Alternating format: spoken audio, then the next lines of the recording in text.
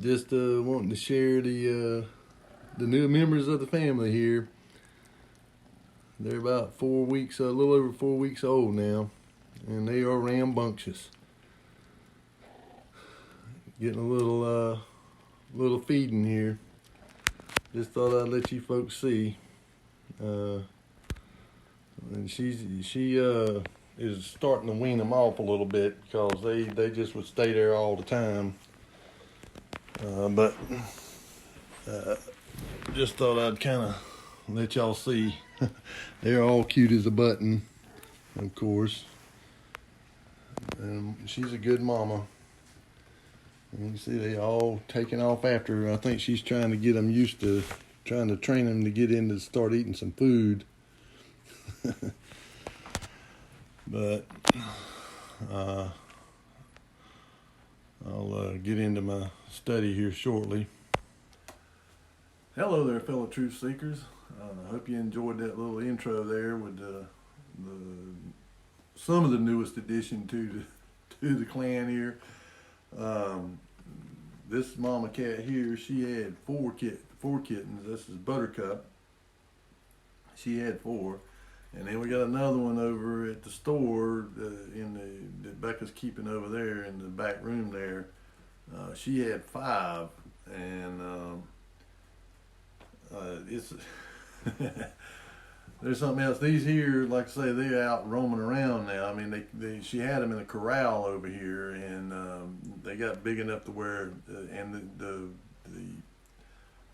the one that's the most, rambunctious and curious, I guess. She's out at the forefront on everything. Is Treasures, and she was the first one to climb up out of there. She climbed out of there, and because her mama would get up there and stand. There's a basket there that she can get in and out on, and she got on that basket and was meowing to him, kind of a purrish meow, like she's talking to him, and she was encouraging them to come out of there. And of course, Treasures, she's always at the forefront. She come climbing right up on out of there. And then we got Treasures, Jasper, Onyx, and Ebony. And of course, Onyx is the runt, the smallest one, and was the last one out. And it meowed, and she went over there. That's good to show you. These cats they've got some intelligence to them, because she went over and got on that basket and done that purring kind of meow, like she was talking to it, encouraging it to come on, and it finally did. It finally climbed out of there, because she wouldn't do it. Becca was like, well, why don't she go in there and get it out? And I said, because Becca, she's trying to teach them, they've got to learn to climb and all, and because that's what cats do. But they funny. I like to watch them. I mean, their antics. Walking sideways and tumbling and wrestling and climbing. But they want to get into everything. So if you hear them mewing and stuff, I mean, there's nothing wrong with them. They just that's Treasure. She's kind of vociferous. She likes to, make herself known. And she's rowdy. She's got a little rowdy streak in her. But one thing I have to watch out for them is they like to mess with cords and stuff. So I have to keep an eye on them about the electrical cords. I don't want them getting shocked or something. But anyway, just kind of thought that'd be something to lighten your day, to see them and hear a little bit about them. But now we've got 12 altogether. We got one over here, Tiny Boo, which Buttercup was the first cat we got, the mama cat. She, Becca's son brought it down here because it showed up there at their place, and they got a bunch of dogs that don't like cats. So, he brought it down here, and she said, okay, I'll take it. And so she took it. Well, then her grandson brought a mama cat with one of her last litter of kittens, which is Tiny Boo. And Tiny Boo is, he sits around here and hisses at him and all that stuff. I told Becca, I said, well, if he's going to act like that, you need to just put her outside and let her stay out there because that's where she was at. That's where they were all at. But when Buttercup showed up here, and she, you know, I could tell she was getting, you know, pregnant. She was blowed up like a ball. And I told Becca, well, she said, well, I can't leave her out here, you know, because the other mama cat kept running her off. And you stop that now. You know, clawing on this chair. We got to get them a clawing post or something because they want to claw on stuff. And one's clawing on britches down here now. But so, you know, and Buttercup was the first one here, you know, so she's kind of got priority, you know, or rank. And but this kitten of Mama Olive's, Tiny Boo, he just wants to hiss and at these cats. And you know, and of course Buttercup was here first. And I told Becca, you know, if he or she, I'm not really sure was a boy or girl yet. I think it's a girl, but if she keeps acting up, she's going to have to go outside because, for one, you know, she might hurt one of these kittens, and two, if she's, you know, does make to like her, I think Buttercup will tear her head up. She's a real laid back cat. She's real quiet, and you know, she's not one of these that's all over you all the time. You know, she'll let you pet her and mess with her a little bit, you know, but and then here goes Tiny Boo. Now he's got a little ball there, and he's patting it around, you know, playing. And that's what's funny about him is that sometimes they'll, you know, this Tiny Boo and Mama Olive, they'll be right in there at the food bowls together, you know. And of course, Tiny Boo will like kind of growl under his breath or whatever while he's eating, you know. But you know, I guess the hunger wins out whenever it comes down to that. You know, they can put their differences aside long enough to eat, but you know, like when one of these kittens gets within six or 8 feet of her, she starts doing that hissing and stuff. And of course, them kittens, they gonna roam all over the place and wanting to play. You know, I mean, they don't know nothing but just to play. And so I have to keep an eye on them. And stop that. No messing with the cord. So they're gonna. So if I'm interjecting a little bit here with them, you know, I mean, because they wanting to play around. I mean, I just try to keep them off the cords. I don't want them getting shocked or something. But and because of the curiosity, here, look, here's one climbing up here now. You can't have my Bible now. You can climb up here, but come on. This one here kind of took to me. I mean, he or she wants to get up here and lay down, hang out with me. This is her. I think this is I think that's Jasper. There's 3 of them that's black that you know, they're not, one of them's real dark, and then the other 2 are kind of got a smoky color to them. They kind of that size and color to where you can't really hardly tell them apart unless you pick them up and look at up under here. One of them's got a little light color under there, and then the other one does too, but one of them's got more light than the other, so you have to kind of, you know, determine which one it is from that. Yeah. Rowdy. Yeah, and here comes Rowdy.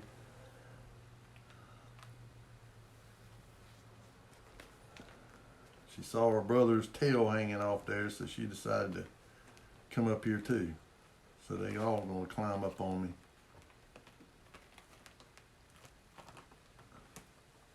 Come here, Rowdy. This is Treasures. And you can just look at that little face. Ain't it cute?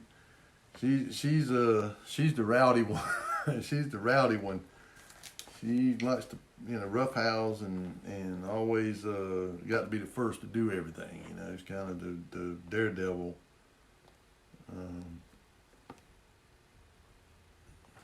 So they and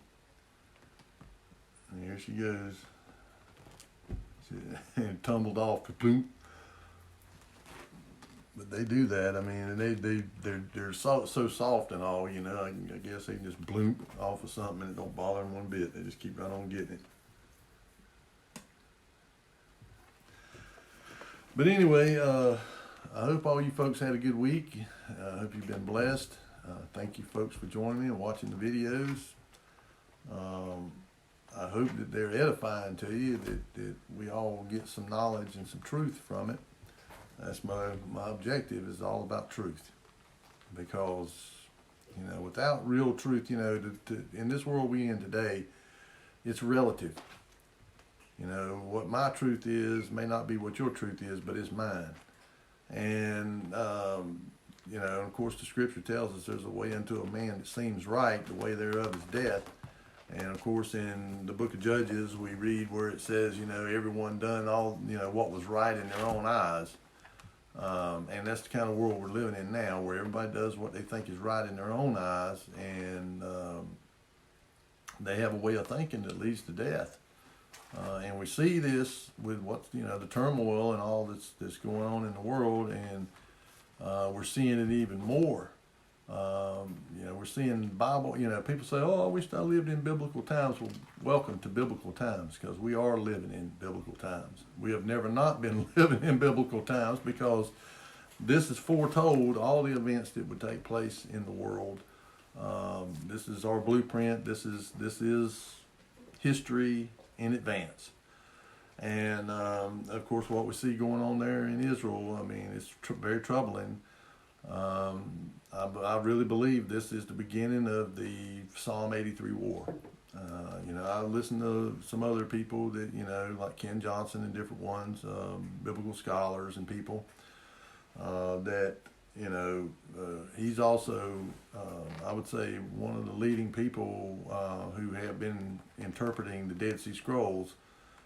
So he's very knowledgeable about the thinking of the Zadok priest and those people that you know, were there in Qumran in the wilderness, along with John the Baptist, and you know, he's kind of thinking, you know, that it might be too, you know, the beginning of it, and of course that will lead to the, you know, Armageddon, basically, because, you know, you hear all these people now, they're saying, well, you know, Israel, you know, they need to back off and not go, you know, they've got their retribution. You know, well, you know, Israel's not backing off. You know, they're tired of this, you know, and I don't really blame them. I mean, because this has been, ever since they became a nation again, this has been their state of existence, is, you know, these people bombing them, attacking them. I mean, the 6-Day War, the Yom Kippur War, the war in 1948 when they all attacked them and tried to retake Israel. You know, this has been an ongoing thing.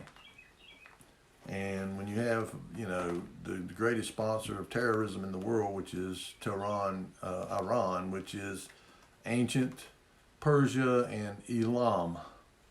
When you go back in scriptures, if you want to, you know, a lot of times people will look in scriptures and they say, well, I don't really see them in there. Well, it's because you're looking at their modern day, you know, the names that they have today. In fact, I got a kind of a list here. Of course, you know, I've done this just for your edification. In Psalm 83, it calls Gaza, it calls Philistia, because that's where the Philistines lived and dwelt, was in Gaza. I mean, you know, in Gath. They were the Philistines. And, you know, and I talked about how the children of Israel, the Hebrew people, stop that, Buttercup. She's wanting to claw on this thing, man. You need to get it. We need to get you a scratching post, because you got to quit scratching on the furniture. But Lebanon was ancient Tyre. There was a seaport there. That's where the Phoenicians, that was their territory, their empire. And then you have the Ishmaelites. That's Saudi Arabia, the Arabs. And what people don't understand is that they like to think that all the people over there in the Middle East are Arabs, but they're not. I mean, the people in Iran, they're the ancient Persians and the Elamites. And then you have the people in Iraq. They were Babylonians and the Medes. And then when you got further north, you had the Assyrians, which the Assyrians are not in the Middle East anymore. They're in Europe. And then you had over there where Syria is, and of course Damascus is probably the oldest city, big city, in the ancient world. And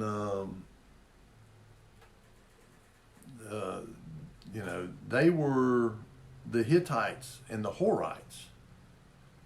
And in western Turkey, that area, they had an empire in the western part of Turkey. And I think that Turkey had been Tagarma. And then the people of Moab, they were the descendants of Lot, Abraham's nephew. Then you have Edom, and Edom was the descendants of Esau, and they were Hittites. He conquered the Hittite people, and married in with them. That's one of the reasons why Elohim hated him. For one, he despised his birthright, and secondly, he married in with these Nephilim. And in later days, they would be, whenever the Assyrians were attacking the house of Israel, they were just cheering it on, and telling them, smash their babies' heads, and rape and kill their women. Well, what do you see going on here in this conflict here in Gaza? The very thing. The horrific things they've done to the babies, the women. They killed those something like 200 and some, almost 300 young people, teenagers that were having a festival. Killed them all, shot most of them in the back. And then you have, of course, I said Elam, and Persia equals Iran. And then Jordan, Ammon, the Ammonites. And they're calling, the people in Gaza, and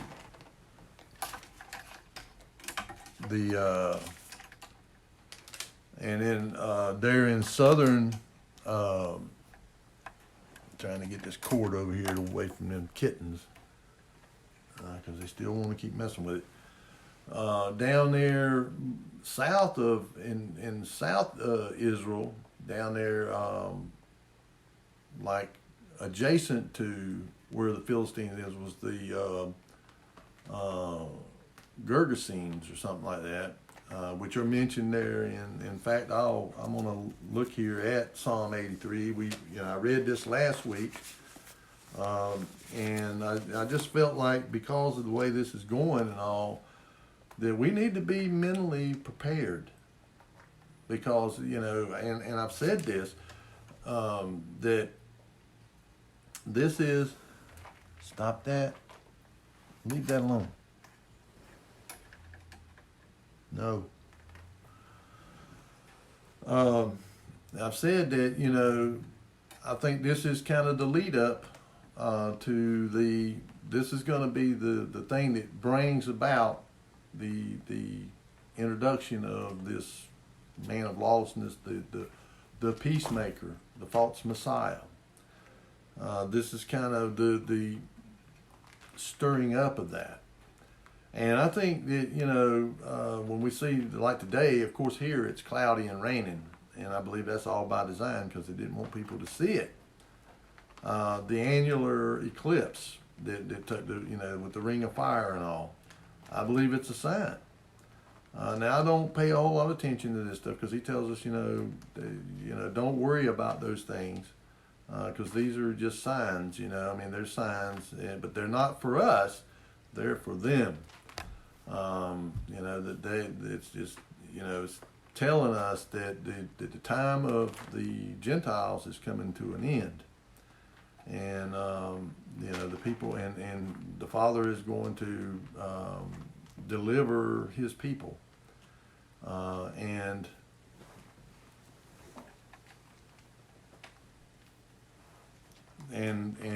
this is a way to bring His people back to Him.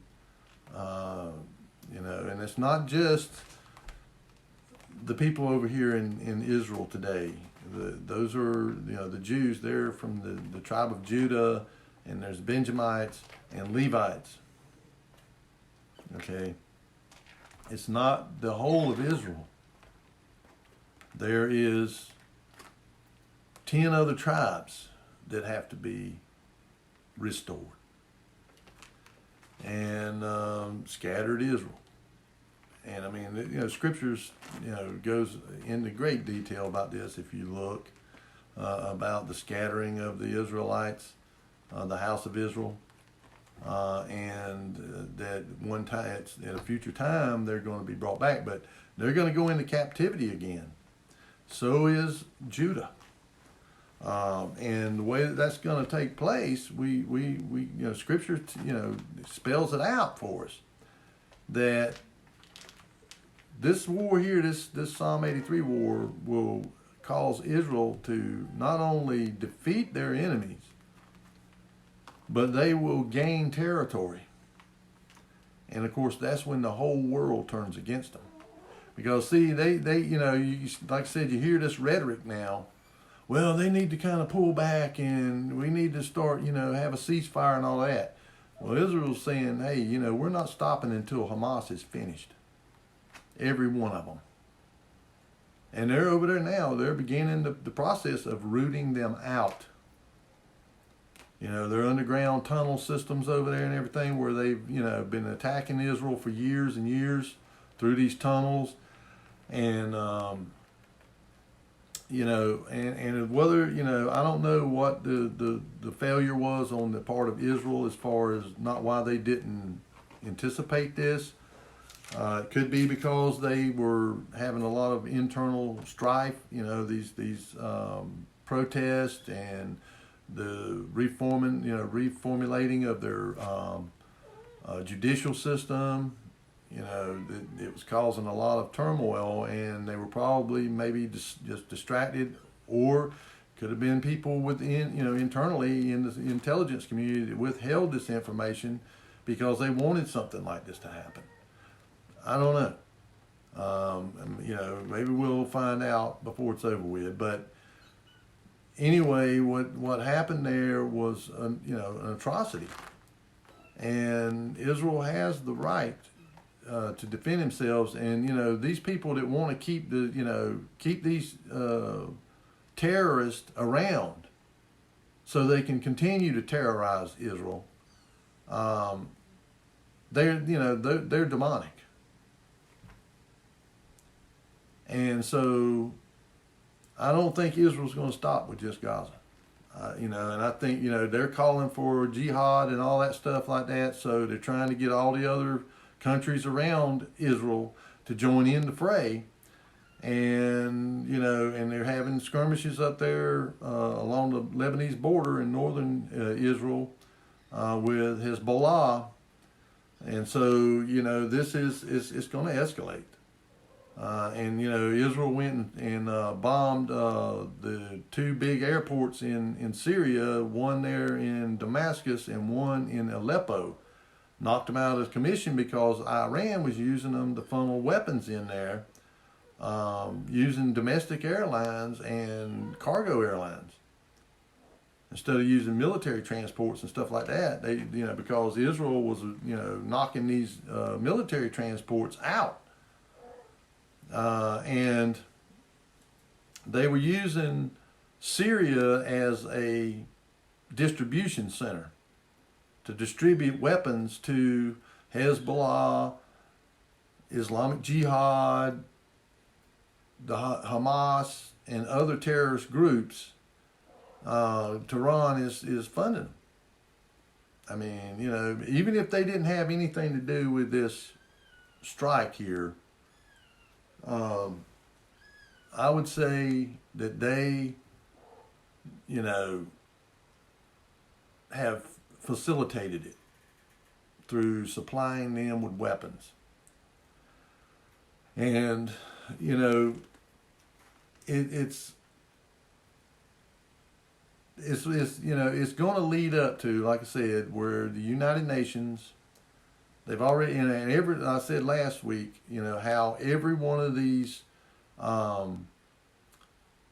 resolutions that come out there is always against Israel, every time.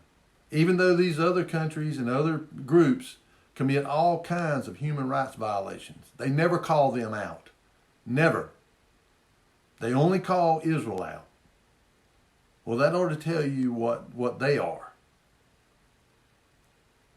And then you have, like this past week, reappointing somebody to the UN Human Rights Commission from China.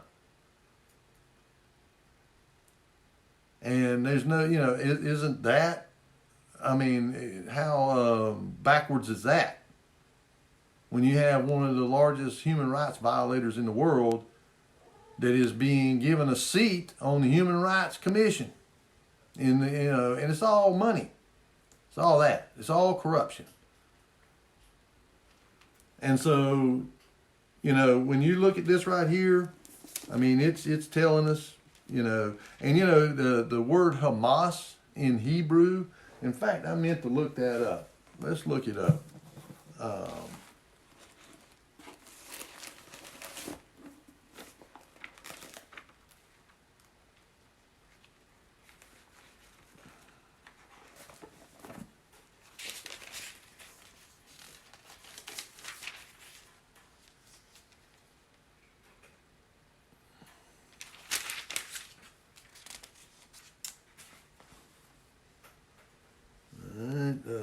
2555.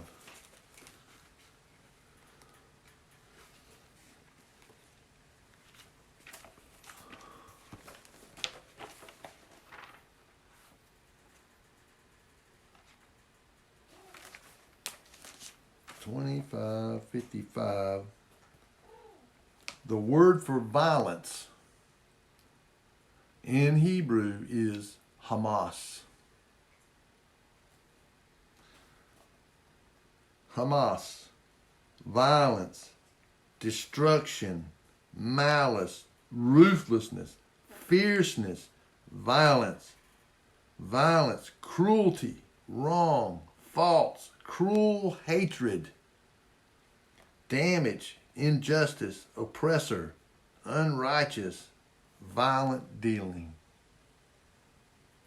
I mean, they have got the perfect name, don't they?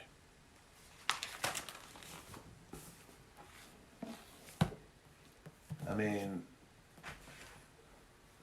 because that's all they symbolize is violence. And they're calling for violence against anybody who stands with Israel. And if you look, most of the people that are standing is the ancient house of Israel.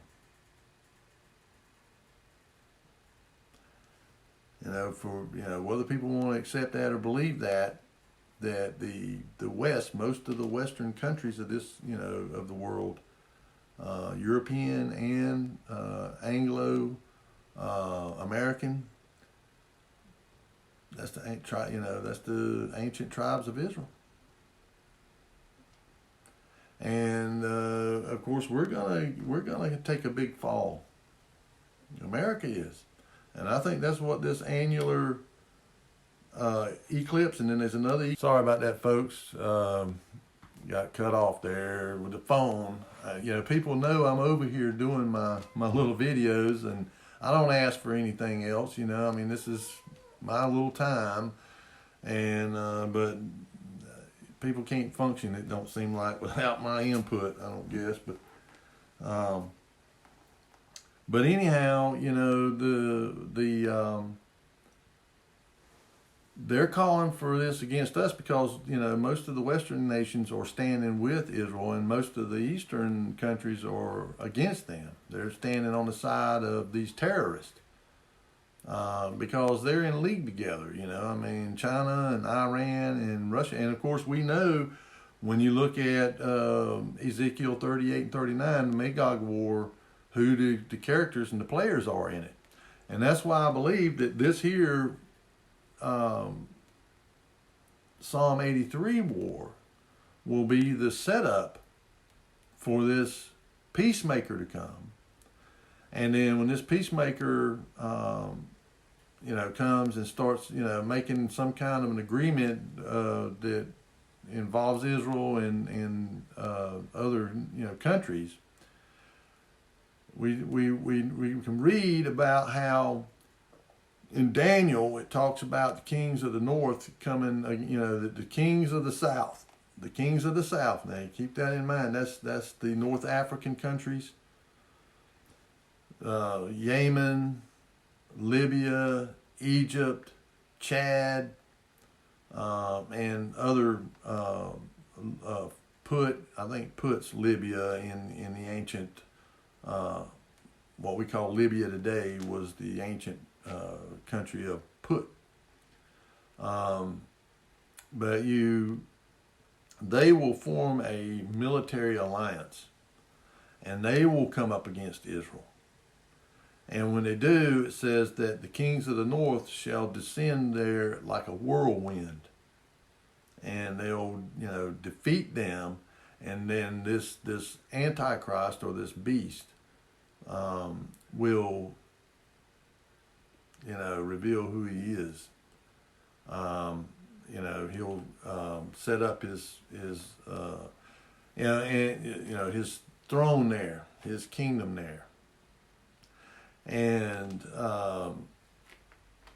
because that's what Satan wants anyway. He wants to, that from the Nile River to the River Euphrates, all that land in there was land that was promised to Abraham's seed. And when you listen to how the Father phrases things, he says, if you will obey me, you can stay on this land. This is my land. He chose this area out of all the land in the world. It all belongs to him. But for his purposes and his special place, he chose that area as his. And he gives it to whoever he wants. And all these people that are there, other than Israel, are occupiers. They are occupying his land without his permission. And so they're going to drive them out. Israel will, he will use Israel to drive them out. And of course that turns the whole world against Israel. And this peacemaker, he comes on the scene. It's the setup. Comes on the scene, brokers some kind of a peace agreement to get, through the United Nations. And, and the agreement is to get for all the countries of the world to give over their, to subject their militaries and all to the authority of this one world government. And, I hear people from time to time, they're gun advocates, Second Amendment. And I have no problem with the Second Amendment or anything. I mean, it is part of our law and our Constitution. But they really believe that when things really go south, that somehow or another they're going to be able to defend themselves against this system, this entity. That, I'll stand them off, they come over here, I'll fight them off, I got all my guns and my ammunition and all this. They won't ever see them. I mean, they're not going to come in here on people and because they realize that people will fight them. So they're not going to do that. Everything will be automated. They'll be using technology. They'll use drones and robots. I mean, we're to that point. I mean, we're, especially with, you know, artificial intelligence, AI can direct it all. Humans don't have to be involved in it. What's wrong, baby? What's the matter?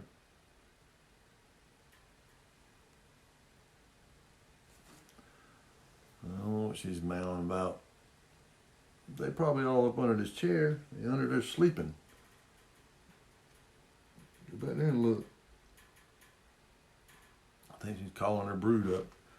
But anyway, they'll you know, use technology. I mean, I've talked about like the assassin drones. I mean, these things, you know, about the size of your thumb, you know, your thumbnail, maybe a little bit bigger. It's, you know, like a bumblebee size thing, and they can come and just, you know, blow the top of your head off. I mean, I know it's graphic or whatever, but that's the truth of it. I mean, they've demonstrated this stuff on a TED conference. You know, I mean, the guy took and done like this here and threw the thing up in the air, and it buzzed around there, and it went over there and stopped right in front of a mannequin and said poof, and blew the back of the head of that mannequin out. So humans, you know, won't have a chance against this kind of technology. And then if you know, if they need to root you out, like if you go into caves or underground or something, they'll send out robots that have scanners and stuff that can look down in the ground and look in the caves and all that stuff, and then they'll shoot off a thermite bomb or something like that right there and suck the oxygen out of your lungs. I mean, you know, we're talking a level of technology and stuff that is beyond what people really understand.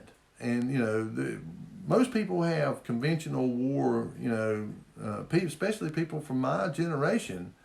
They're going to have the mindset of a World War II kind of thing, you know, or Korea or Vietnam.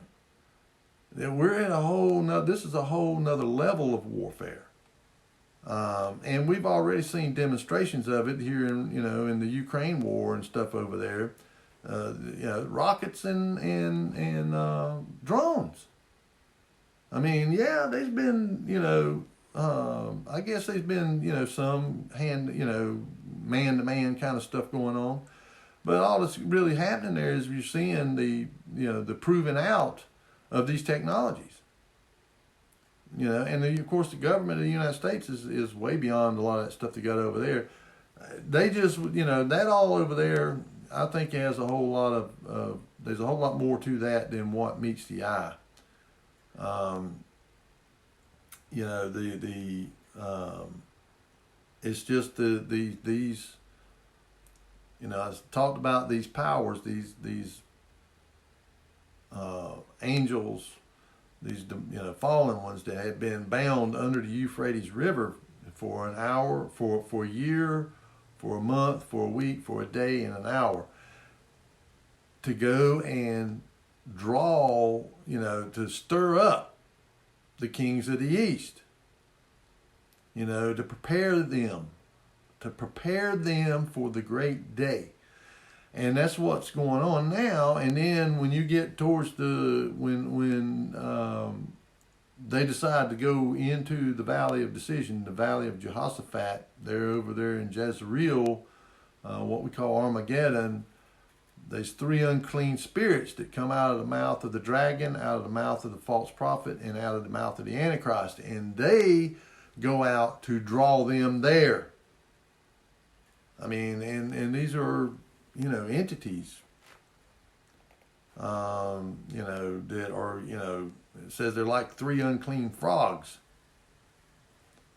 And so, you know, this is all playing up to that. This had to happen, what's going on now, had to happen for that lawless one to show up, the man of peace.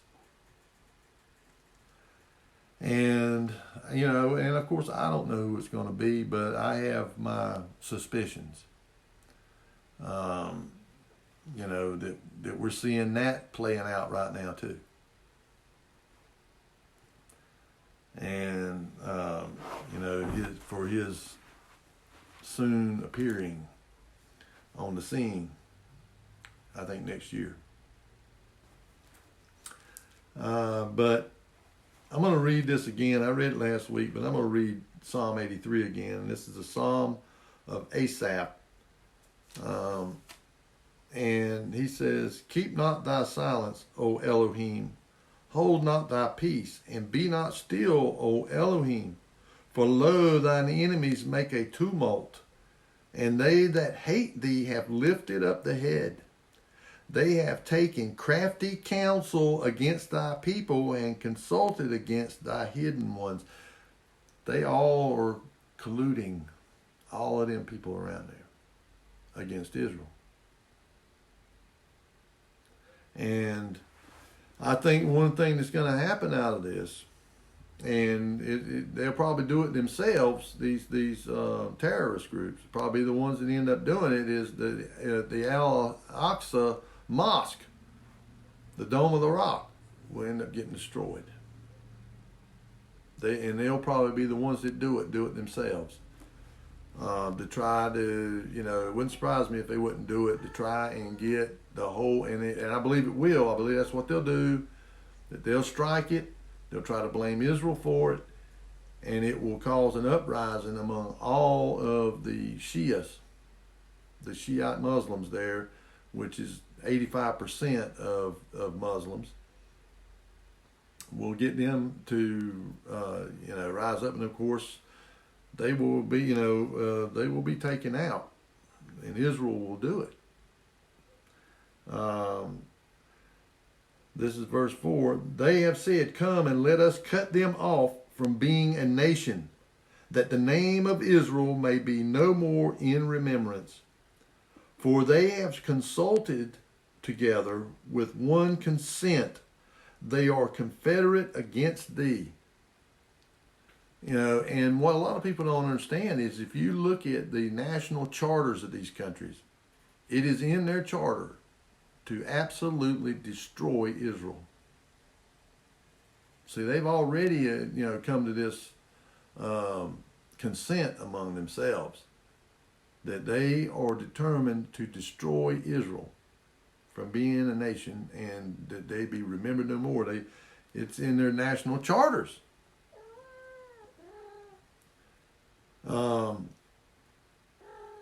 And against the Most High.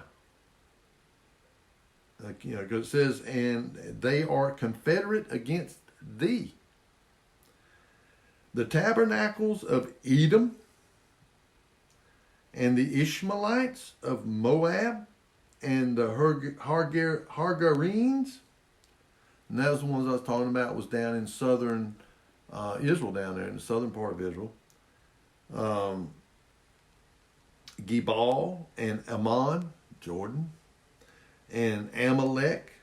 And Amalek was one of them that Saul had been commanded to wipe them out.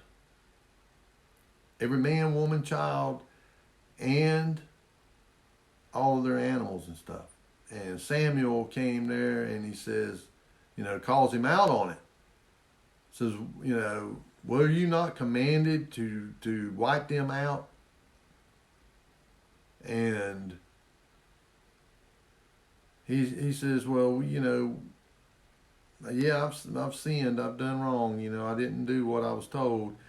He said, he tried to make an excuse, and he says, well, my men and people, they didn't do like they were told, and he was putting blame on somebody else.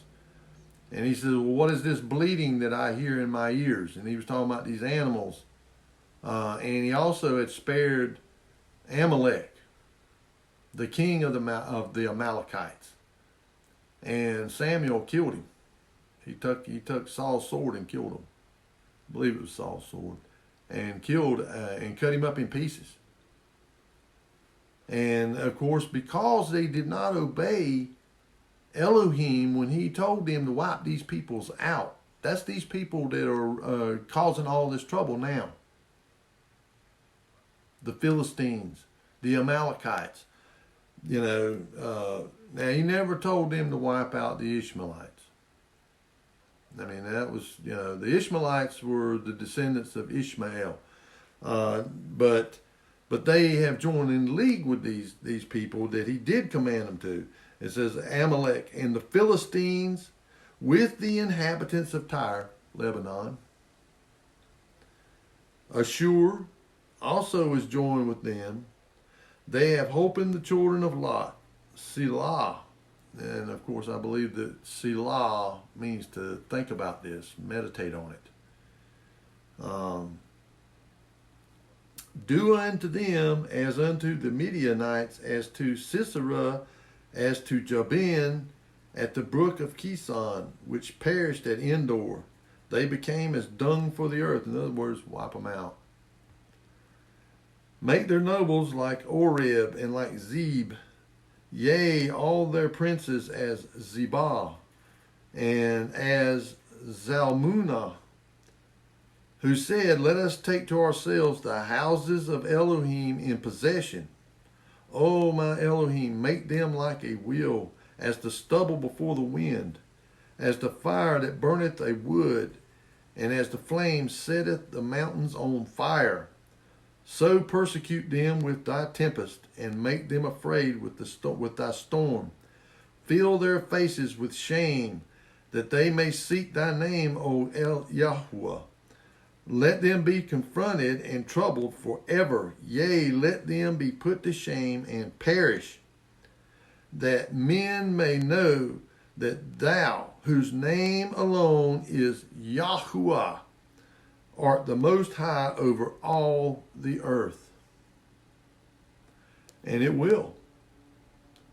Before it's said and done, I mean, and like I said, the last thing in the world I want peace. I mean, I'm a man, I love peace. I don't want to see people die and perish and all, but they bring it on themselves. And there is a price to pay. And, people think, oh, yeah, well, you're going to go to judgment and all that. Yeah, sure, there's a judgment, but there's also a price to pay in this world, too, sometimes. Sin has consequences. And they can be felt now, not just at judgment, but they can also be manifested in this life now. I'm living proof of that there is consequences for sin. And because it is a law. It is a law that, of consequence.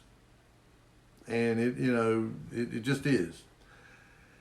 And that is a part of the law of, the Ten Commandments, the law of Elohim.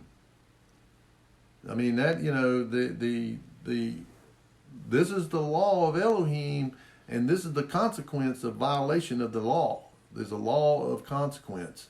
And so whenever you violate this, then it puts into motion the law of consequence. And that, sometimes people skate.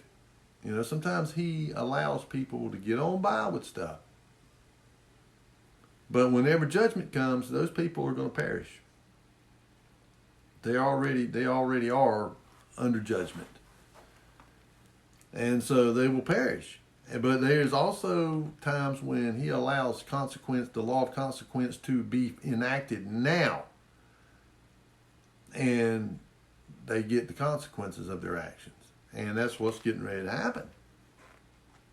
Because they have, they basically shake their fist at him. I mean, and not just them, I mean, it's the whole world.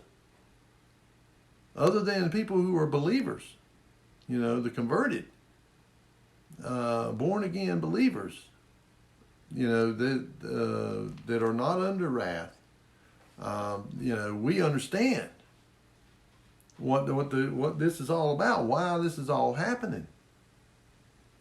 And it's because they have violated his law, and the law of consequences is caught up with them.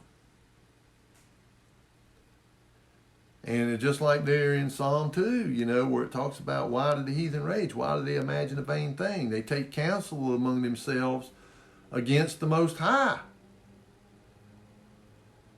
And they say, break the bands that, hold us to you, and the string that, holds us to you, break them asunder. that we may do as we will. And I mean, when you hear people like Lester Crowley's, his quote, the sum of the law, their law, the whole of the law is do as you will. They only got one law. Do what you want to do, whatever feels good. That's their law. And of course, that thinking and that way of believing and all has severe consequences to it. And we're seeing it.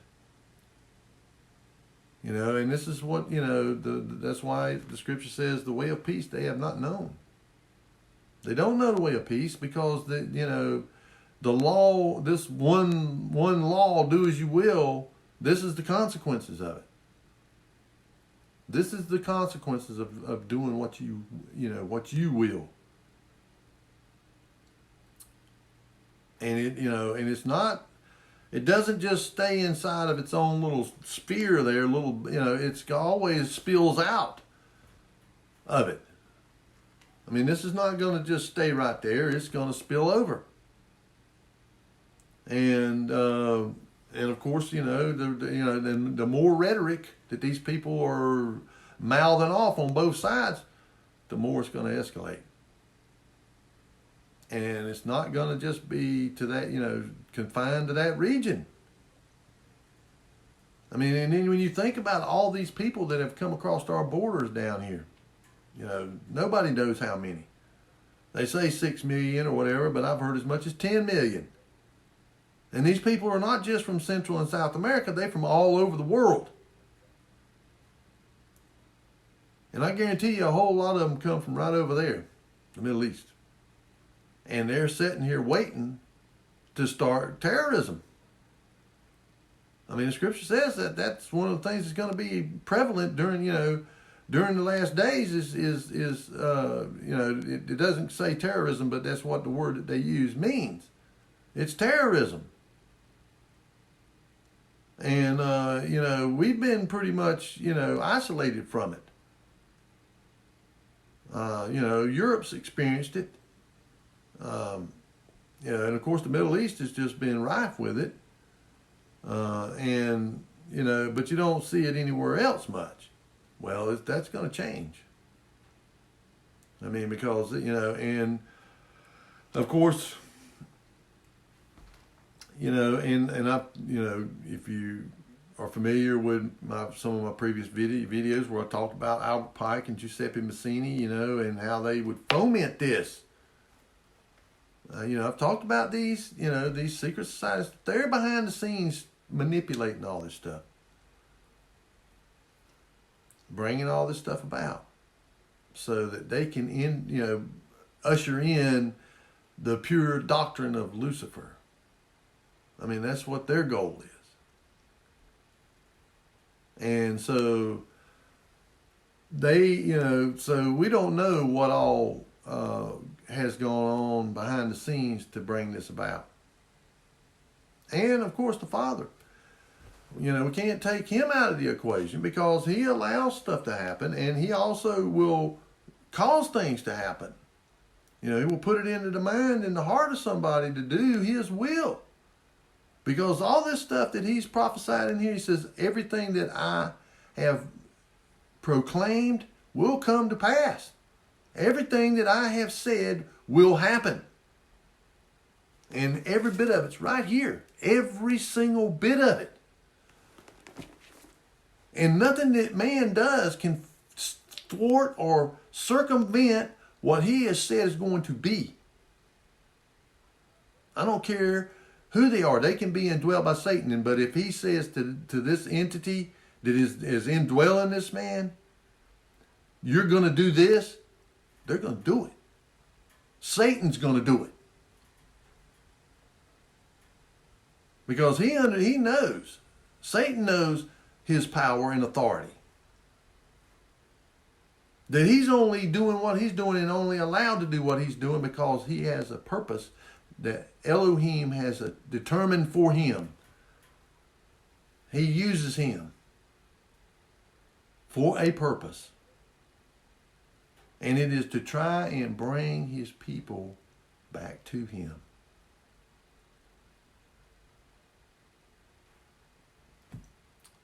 you know, because whenever you reject him and you turn your back on him, this is what happens. And he allows it. He allows it to happen because it's our own doing. Because you got all these scheming people that are scheming behind the scenes to bring this, because they want their master, Satan, to come and rule over them. And anybody that ain't willing to go along with it, destroy them. And of course, that's where we're headed. I mean, and you know, the other thing is distraction. I've talked about that too. They want to try and keep us distracted. The same thing like with you know, Ukraine and all that stuff. It's all just a distraction while they're doing stuff behind the scenes, behind the curtain. They're doing stuff behind the curtain, and then you're going to wake up and look around and find out we're enslaved. And really, in a sense, we've been enslaved. Because I talked about how these constitutions have slowly been given the you know, we're collateral. We're chattel. That's why they don't care about adding debt. You know, they just keep adding it, printing money, adding debt, because they don't care. They're not responsible for it. We are. We're the collateral. And whenever it collapses and they can't pay it, we're going to be the price. And not only that, but our birth certificates. You ever look at a birth certificate, and then you go get a article of incorporation. Like if you want to open a business, you go get the incorporate a business. You go look at it. They're the same thing. We are considered a corporation. That's why our names are in all caps. On our birth certificate, on our driver's license, on our social security card, all caps. Because we're not a person. We are a corporation. And so we can be bought and sold. Those people have no idea. And that's why you got these people, like I think up there in Maine. Maine is they're a republic. I mean, they're not, it's not like the Republic of Maine, but they are a constitutional state. Their judicial system and all is set up differently than anywhere else, because all other judicial systems in the United States are under maritime law. A lot of people don't know that either. Because I talked about how the British are actually contracted to run the civil government here in the United States.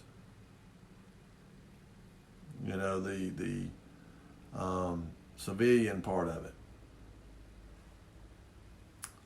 And if you work for them, you're working for the British Admiralty. You're working under maritime law.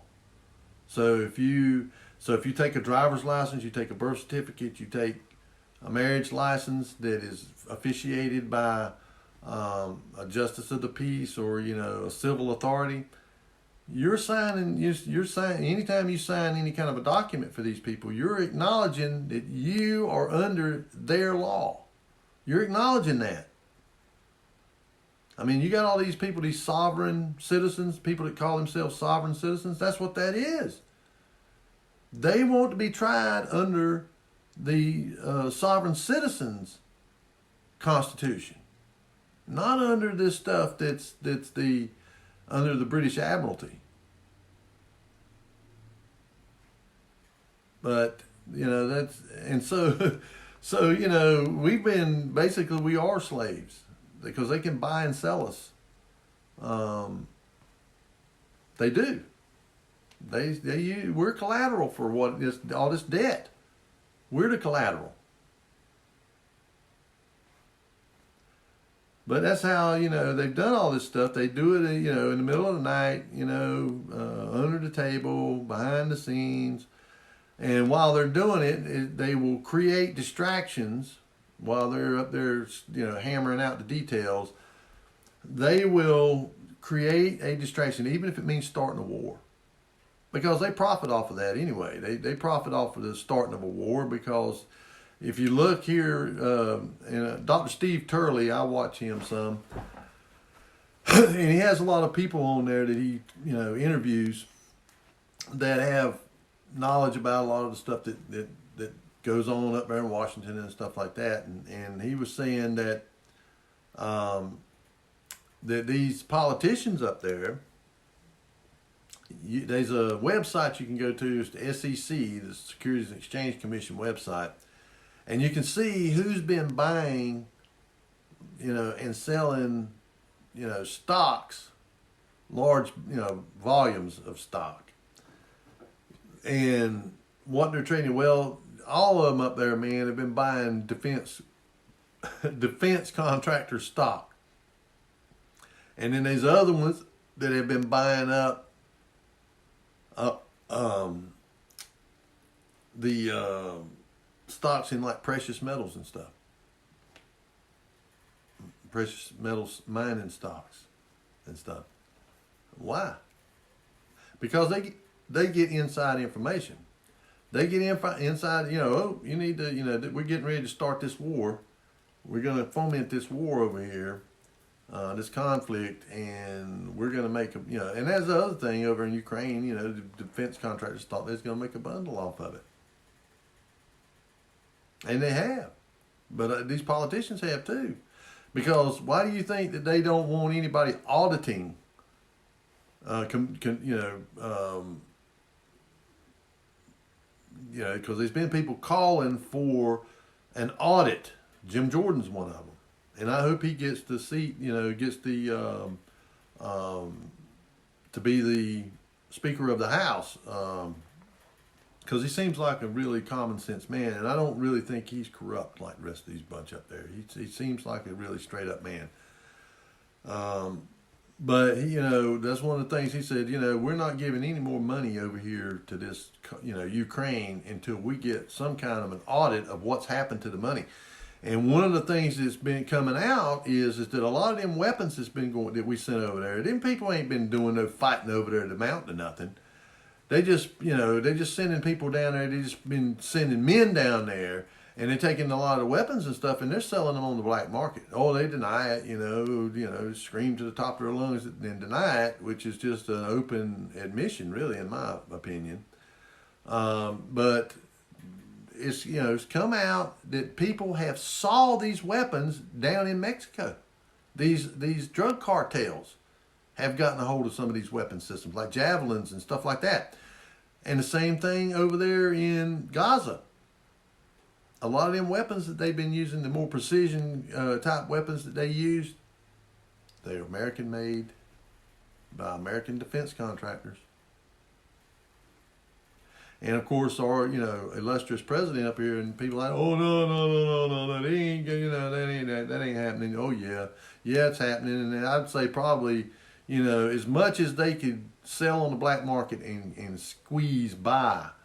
Without there being a big red flag or something, that they've been selling as many as they can, and they divvying the money up. The Ukrainian leadership gets their cut, and the oligarchs, and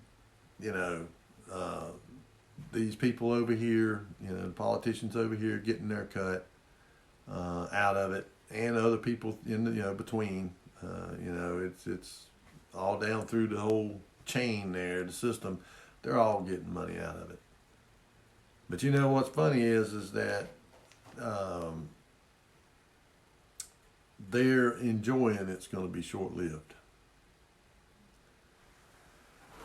But so if you see, how these people, it says that's what they would do. They would gather in there, conspire. Well, it's obvious to see that this is going on. Anybody that has eyes to see can see that the conspiracy among these countries that surround Israel. And of course, a lot of people say, "Oh, well, it was probably started to keep there was a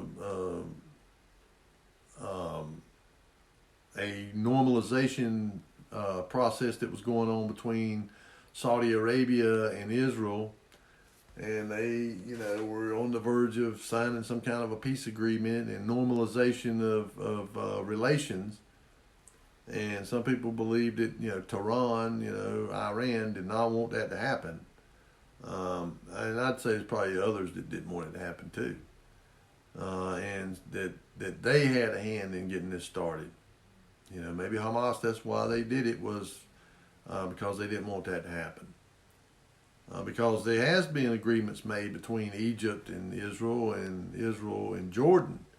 They have, these normalization agreements between them, and the Abraham Accords that Trump and his cabinet, what's his name, Kushner, negotiated to try to get normalization between the UAE and some of these other countries around there, Kuwait, Saudi Arabia. That's all gone, man. That's all done. And but of course, like I say, Elohim has told us how things are going to play out. And of course, he's the director. He directs it all. And when other people want to try and thwart his plan, he will just do something to stop them and continue it moving in the direction that he has determined for it. And this is, I think we're coming to the final stage here, Act 3, if you will. We're coming to that, and this is, to try to wake people up and to wake, his people up, the house of Israel and the house of Judah, to wake them up, and because there's a lot of the house of Judah, of course, that they don't acknowledge the Messiah, but they will.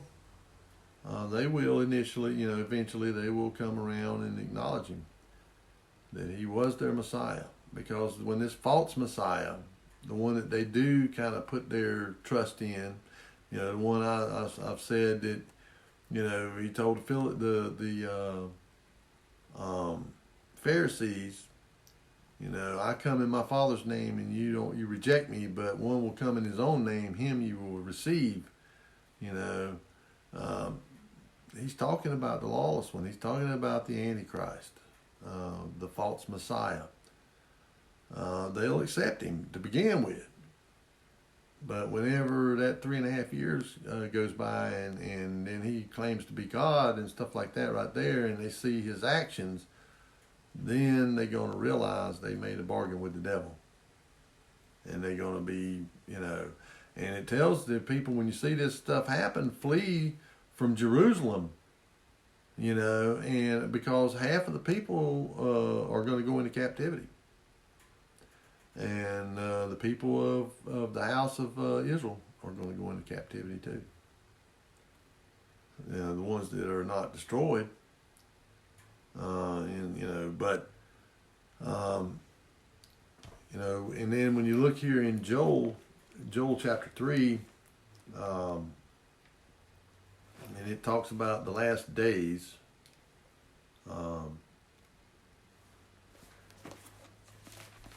And I've done some study out of this before because I've got this highlighted here, but in Joel chapter 3, and then again, this is one of these kind of a twofold kind of a prophecy. It happened back then, and then it's going to happen today. But it's really, I think, more directed towards our time.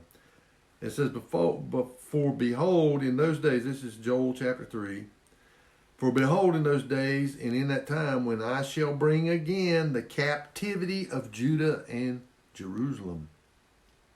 All right, that's, I will also gather all nations and will bring them down into the valley of Jehoshaphat and will plead with them there for my people and for my heritage Israel, whom they have scattered among the nations and parted my land. You see, that's what I was saying. You look at all these countries that are occupying that area between the Nile and the Euphrates River. It's not just Israel. That was all his land that he chose for himself. And it's occupied by a bunch of other people. And they have cast lots for my people, and have given a boy for a harlot, and sold a girl for wine that they may drink. Yea, and what have ye to do with me, O Tyre, Lebanon, and Zidon, and all the coast of Palestine? Will you render me a recompense? And if you recompense me, swiftly and speedily will I return your recompense upon your own head.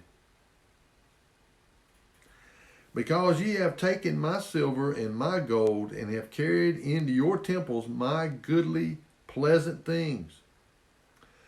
The children also of Judah and the children of Jerusalem have ye sold unto the Grecians, that ye might remove them far from their border. Behold, I will raise them out of the place whither ye have sold them, and will return your own recompense upon your own head. And I will sell your sons and daughters into the hand of the children of Judah, and they shall sell them to the Sabaeans, to the people far off, for Yahweh has spoken it. Proclaim ye this among the Gentiles. Prepare war, wake up the mighty men. Let all the men of war draw near. Let them come up. Beat your plowshares into swords, and your pruning hooks into spears. Let the weak say, I am strong. Assemble yourselves and come, all ye heathen, and gather yourselves together round about. Thither, cause thy mighty ones to come down, O Yahweh. Let the heathen be wakened, and come up to the valley of Jehoshaphat. For there will I sit to judge all the heathen round about. Put ye in the sickle, for the harvest is ripe. Come, get ye down, for the press is full, the fats overflow, for their wickedness is great. Multitudes, multitudes in the valley of decision, for the day of Yahweh is near in the valley of decision. The sun and the moon shall be darkened, and the stars shall withdraw their shining. Yahweh also shall roar out of Zion and utter his voice from Jerusalem. And the heavens and the earth shall shake. But Yahweh will be the hope of his people and the strength of the children of Israel.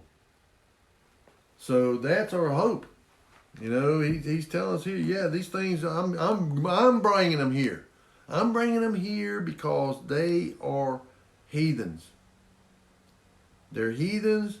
They will not repent, because when you look in Revelation, it says, even as all these disasters and things are happening, these plagues, they blaspheme him. They don't repent. They don't turn from their wickedness. They blaspheme him and shake their fist at him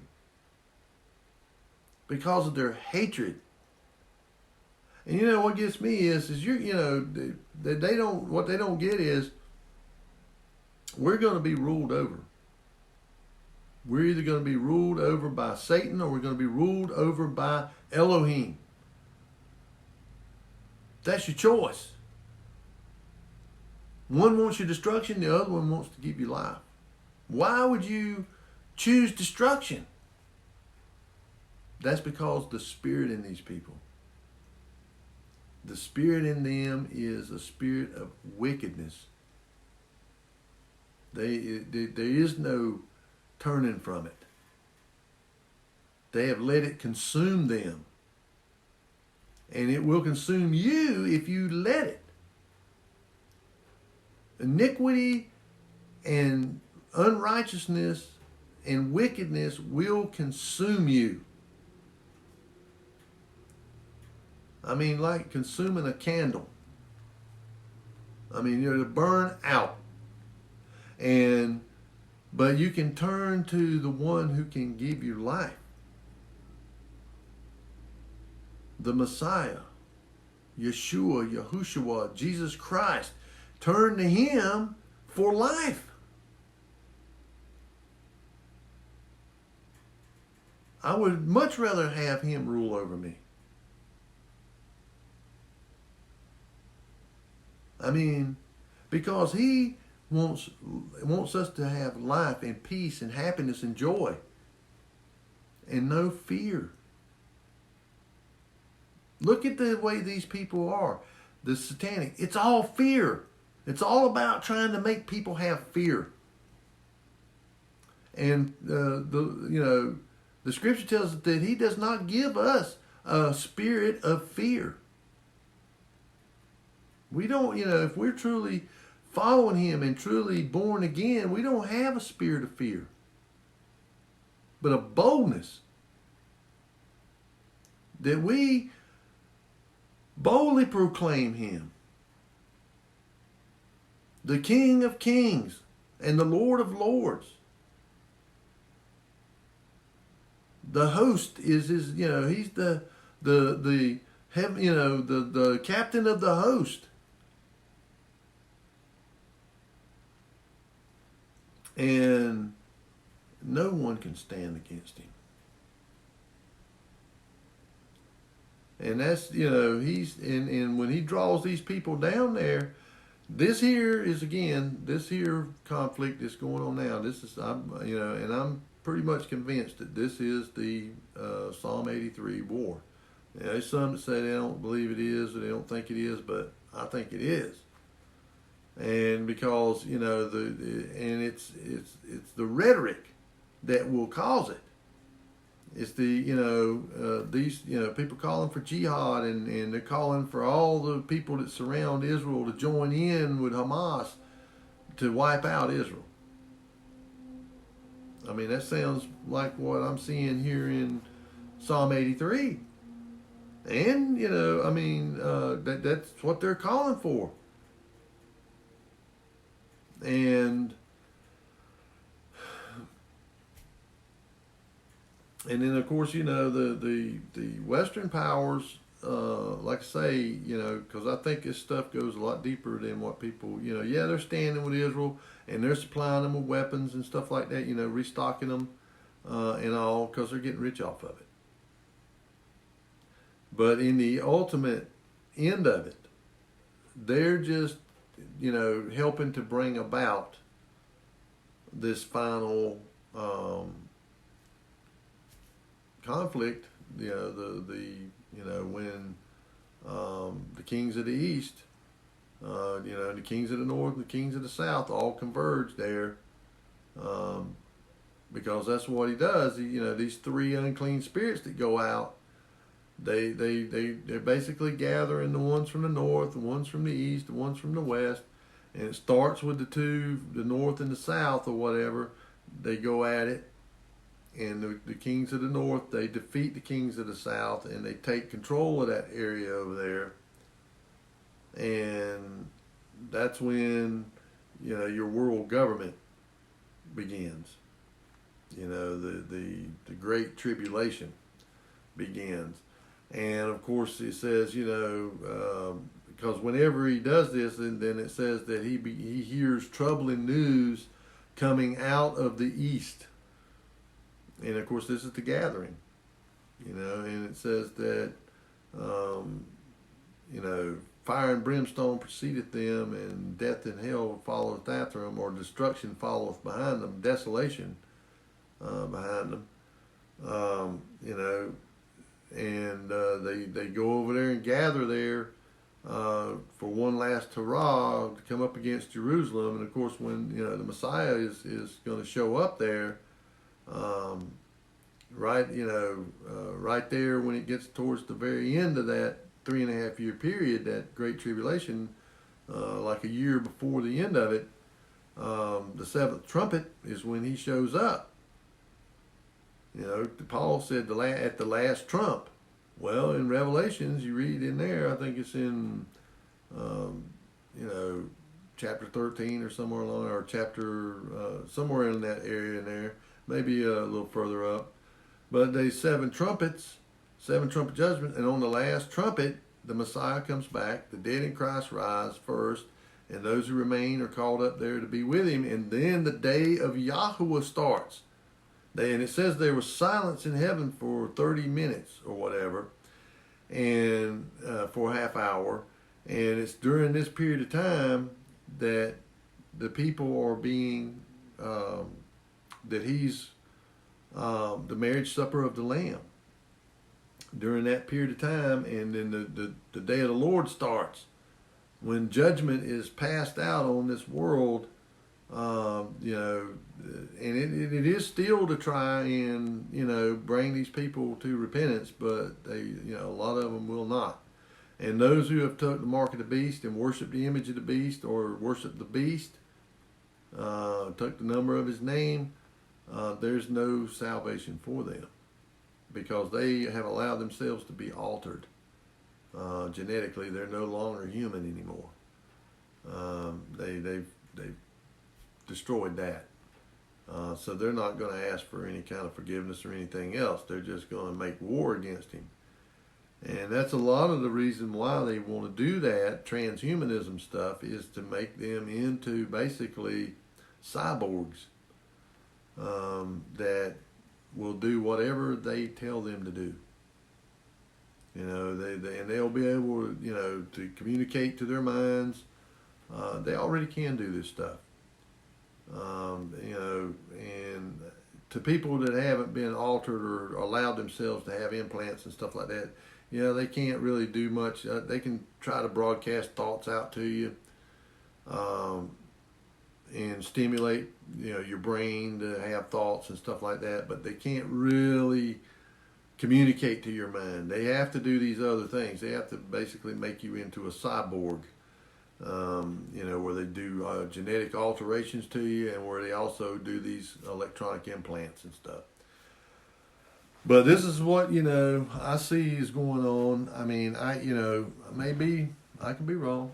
I'm a human being. I'm not a God or nothing that I can see what's, you know, the future and predict the future or nothing else. But I go by what this says. And in this here, from what it's describing there in Psalm 83, that's what it sounds like to me. And Joel 3 is basically the result of it. You know, you have Psalm 83, and then you have this peacemaker come in, and of course, you know, whenever they say peace, peace, sudden destruction cometh upon them. You know, that will work out this peace. And, you know, I don't know about Donald Trump, but I know he's very boastful. You know, I will make peace. You know, whenever I was president, I made peace, and I did this and I did that. And now he's saying, you know, only I can do this, only I can save America. What does that sound like to you? I mean, you think about that. You know, and all this stuff that's been going on, this persecution, this so-called persecution of Trump, I believe all that stuff's by design. I believe it's all by design. You know, to make people, you know, because the American people have a tendency to go to the man that's, you know, the person that is being, you know, persecuted or being, you know, bulldogged or whatever, you know, they, you know, or the underdog, they'll tend to want to go to that person. So, and, you know, from what I'm looking at from a lot of these polls and statistics and stuff that's coming out, more and more and more people are jumping onto the MAGA Trump train. And also, it's not just here in America. There's people all over the world that are calling on, you know, we want Trump. We want Trump.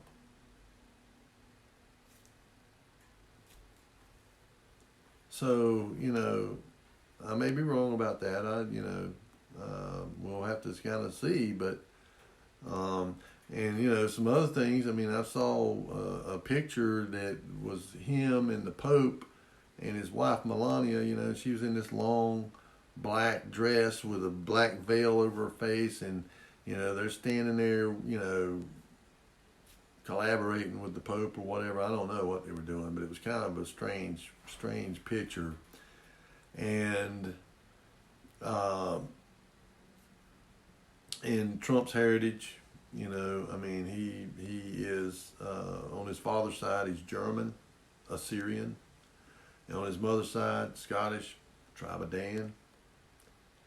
Um, you know, and when you look back about Dan, you know how their um, tribal emblem that would be on their banner. You know, they had each tribe had their own banner with a symbol on it. You know, like Judah's was a lion.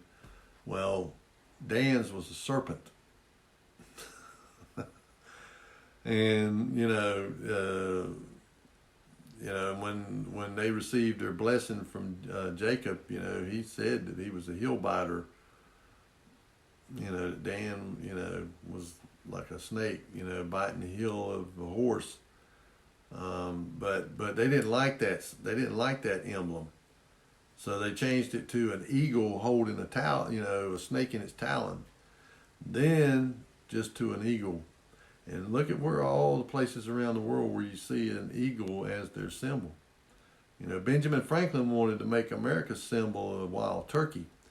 But you know, these Masonic people and stuff, they overrode him and made it into an eagle. And actually, from what I understand, this symbol of the eagle is really not an eagle; it's a phoenix. If you look on some of the depictions of this eagle, it's got a little thing sticking up off the back of its head. Well, the bald eagle doesn't have anything sticking up off the back of its head. It's a little thing like that, you know, feathers, and it's just like on a phoenix. If you ever seen a picture of a phoenix, it's got the feathers that kind of go up like that. And you know, and it's symbolic of a rising of this system. But you know, the other thing is, it says wherever the carcass is, there will the eagles be gathered. And when you look on you know, U.S. people, you know, soldiers' uniforms, they got eagles all over them. And the Russians have an eagle, you know, which I think theirs is a two-headed eagle symbol. But there's several other countries that eagles are their symbols. You know, Germans displayed eagles like on the Bundestag and all. They had a big eagle up there sitting on top of the swastika. And so, just saying, you know, when you know, and because you know the scripture tells us that he will once again use Assyria, his rod of correction, on the house of Israel. And of course, I've done a study where I determined, you know, that the scriptures tells us, you know, that they're the Germanic people. You know, we can trace their migration, and they're the modern Germanic people. So it's going to come from there. And I think it's, you know, all this stuff too is going to cause a shaking up of alignments, and the European Union, I think, out of all this stuff that's happened in Ukraine and now what's happening there in the Middle East, is going to shake it up, and there's going to be a redefining of the countries that align themselves together. And then when you listen to Russia and Vladimir Putin about, you know, the national, you know, civilization states, that's what he's calling for. And when you look there in Revelations, you know how it talks about, and I think in Daniel too, where it talks about that there's 10 kings who have not yet received their kingdoms, but they are given authority to rule with the Antichrist for 1 hour. And I think that's what these 10 king things represent, is these civilization states, that there'll be 10 of them. There'll be 10 of these civilization states, like Russia, China, India, probably Europe, a redefined Europe, and the United States, Canada, and Mexico as sort of a civilization state. And they'll end up being 10 of them. and they will give their authority over to this man, because he, one thing is he will be able to do miracles. He'll be given power to do miracles. And I think the miracles that he will perform will be from a peace kind of standing. Be able to get these peace agreements that nobody else can do. And people will look at it and they'll wonder and say, wow, man, how did he do this? Nobody else could do this. Just saying, that because of the way all this stuff is playing out and coming together at one time, it just makes you wonder about, this person. And, I guess we'll have to wait and see, but I really do believe that what's going on over there now in Israel is the Psalm 83 war. I believe it's going to escalate into that, and there's going to be a whole big redefining of the Middle East, and because again, Yahweh will let these people do what they do for a while, but when they get to that point where they are, really getting to a point where they could destroy his people, then he's going to turn them loose. He's going to give them the boldness and the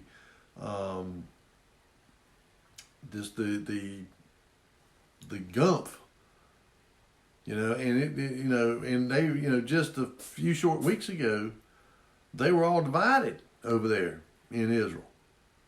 They were having all of these, rallies, these protests, and, Netanyahu's government was all in turmoil, and, factions, and, going against it, and now they all united.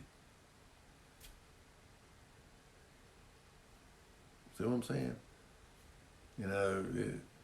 And Dr. Steve Turley, he has a kind of a little story about that, about how external threats cause internal solidarity. Whenever you feel threatened, and that's how over here in America they try to keep everything stirred up and all here inside, and it makes us vulnerable to something from outside. The only way that we could actually, that America would actually probably be united was if there was some kind of a serious threat that come at us from outside. And whether that's going to happen or not, I don't know. I don't, like I say, I'm not a prognosticator. I just try to look at what the Scripture says in light of what we see going on around us. But it's it's funny how now they are all unified and have solidarity. And he said it was like whenever he was a kid, his relatives would come, and his cousins and stuff like that, and him and his brother would be kind of, at odds with the cousins or whatever. But then some bullies from the next block over would come down there, and them and their cousins would join together against these bullies from the other block. It made them join together, solidarity, and external threats make for internal solidarity. And so that's what's happened there in Israel. And I think they are determined that that this stuff's got to stop. This, nonstop terrorizing them, and, especially the atrocities that we've, that's come out that happened over there. Just horrific. And to believe that anybody could do that to little babies and stuff, and the women and children, just unbelievable. And of course, Israel does have the right to defend themselves. against this stuff. And of course, you know, the from what I understand, that they estimate that Hezbollah up there in Lebanon's got somewhere between 150 and 250,000 rockets and munitions, or aerial munitions. Some precision guided stuff, you know, that can be launched and hit targets a long ways away in Tehran and or in Tel Aviv and in Jerusalem. And that's what I think, you know, like I was saying, I mean, I may be wrong, but I think one of them is going to, you know, they're going to start just wholesale launching them rockets down there, and one of them's going to go errant and hit that dome of the rock and destroy it. I mean, it just would not surprise me one bit. And like I say, with these, you know, this annular eclipse happening, and from what I understand, there's another one going to happen in April of next year, and that the two of them will have made a cross like the, or like an X over the United States. I hope it's, you know, not a bad sign for America, you know, collapsing or being destroyed or something, but you know, I don't think it bodes well for us. And this next one, the one in April, it's a total solar eclipse. This one was an annular solar eclipse, and they're rare. They're the rarest of solar eclipses. You know, there's some that are partial solar eclipses where like the sun's here and the moon comes like partially, you know, like will come partially across it like that and just block out part of it. But total solar eclipses or you know, they're not as rare. But the annular ones, where it's the ring of fire around it, those are pretty rare. And so, you know, and of course on the fourth day of creation, it says he placed the sun, the moon, and the stars inside the firmament, and they were to be for signs, for seasons, and for, you know, time keeping. That's what they were there for. You know, in the Mazzaroth, the constellations, they were there to let us know when certain things ended and new things began, and events.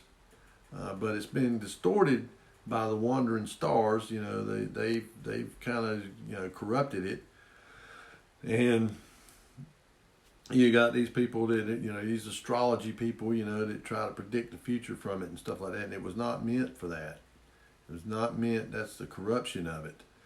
It was meant to be a sign when something was going to happen.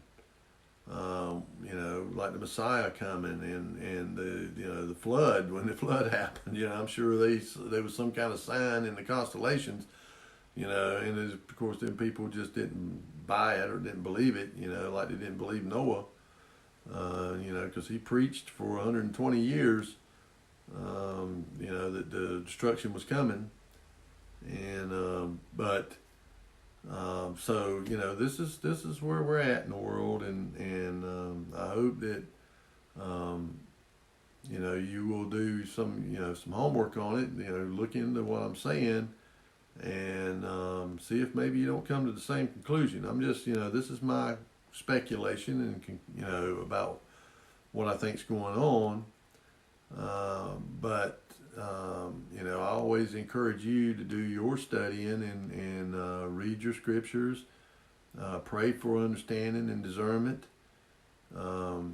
because we need to know when these things are taking place, because it needs to be an encouragement to us to do more for the kingdom, to warn people. I mean, that's what I'm doing here. I'm warning people, hey, you know, that this is, we're at the end of it. We're at the end of the age, and you know, the Messiah's coming. And when he comes, he's not coming as a lamb to be slain and, you know, and just, you know, killed on a stake somewhere. He's coming here to set things right. He's coming here to put down the rebellion once and for all, and to establish a kingdom of peace and righteousness. And, you know, you need to be ready. You need to be living righteously. You need to be keeping his law, his commandments. And you need to have your prayer life in order, and you need to be, praying for discernment, and because the deception and the false teachers, the wolves in sheep's clothing of the mainstream religious system, they're going to be telling you what you want to hear. They're going to be telling you falsehood, leading you to the path of destruction. You need to be able to know and recognize this stuff. You need to be able to recognize these false teachers. And the only way you can do that is to be well grounded in this. Be fully grounded in it. And, develop, pray for the fruits of the Ruach to be manifested in your life. And to lead you to truth. Because that's what, the Messiah, that's why he sent the Ruach, was to lead us to truth and to teach us. Teach us this word and to put it here in our minds. Because that's, I see that is not far off when they're going to start coming after these. Because they're going to say it's hate. Because it teaches truth. But it's not their truth. And because they are, they want to rewrite history. They want to rewrite what truth is. I mean, they can't even define what a woman is. I mean, this is the most upside down, twisted, government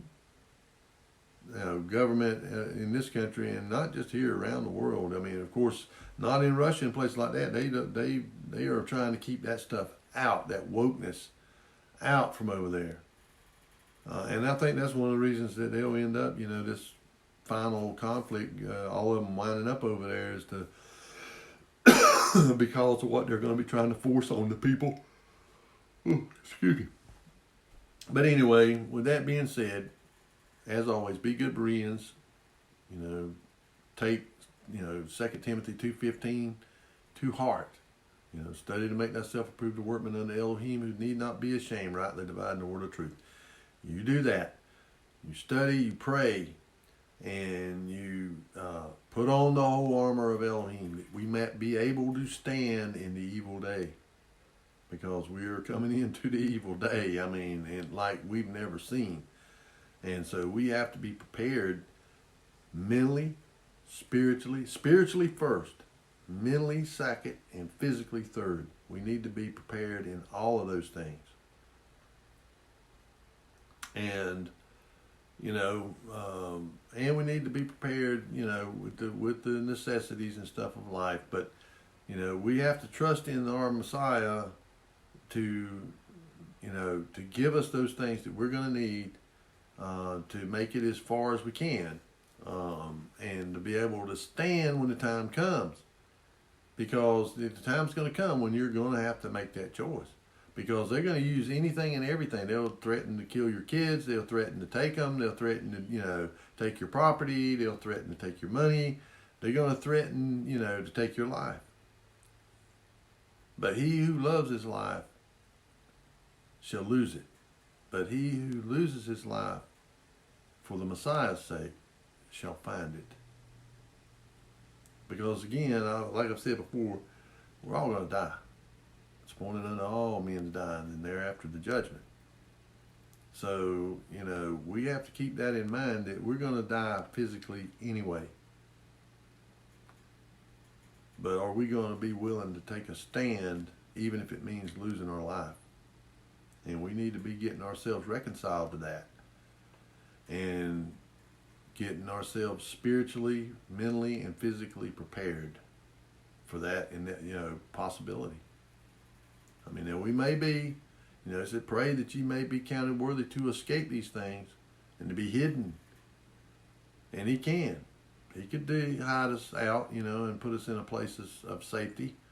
lead us to a place of safety. If we are really, walking the walk and talking the talk. But we got to really strive for that. He says, strive to be perfect as your Father in heaven is perfect. Not to say we're going to be perfect, but we need to strive for it, for righteousness. And with that, I'm going to go ahead and shut up, quit, going on and on. But I love you, folks. I will always pray for you. I thank you for, taking the time to watch these videos. I know they go a little long, but, in order to really study the Word, read the Word, make some commentary and all, it takes time. Because I try to make this stuff as understandable as I can. I want everybody to be able to understand it. I try to, as much as possible, avoid, great big, words, and, use as simple a language as I can, so that people can understand this. And I try to show, through like the concordance in the Hebrew, the origin of words, and, like I showed you, how you can know what these ancient, you see these names in the Bible, well, who are these people, and all that. Well, I try to introduce you to some of that, to let you know who these countries are now and who they were in the ancient days, like Tyre and Philistia and, Moab, and Moab was like over there around Saudi Arabia, that area over in there, and then Edom, I think Edom was like in a mountainous area, but you can get maps that will show you where these places are. There's maps sometimes in your Bible, so you can show you. But anyway, with that, I love you folks. I hope you'll have a blessed week. And I will see you again on the next Shabbat, if Yahuwah is willing.